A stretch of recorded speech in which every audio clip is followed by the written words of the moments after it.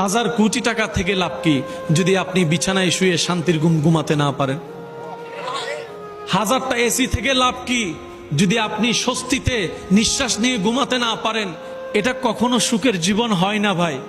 ওয়াল্লাজি আনজালাস সাকিনাতা ফি কুলুবিল মুমিনিন, শান্তি তারাই পায় যারা মুমিন হয়েছে, অন্তর থেকে রবের দেওয়ানা হয়েছে।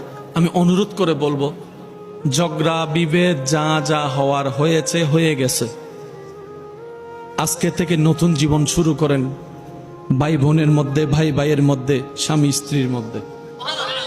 কারণ আমাদের হায়াত অর্ধেক, বলেন না, আমাদের হায়াত অর্ধেক, বাকি অর্ধেকটা অন্তত শান্তিতে নিঃশ্বাস নিয়ে বাঁচার চেষ্টা করেন।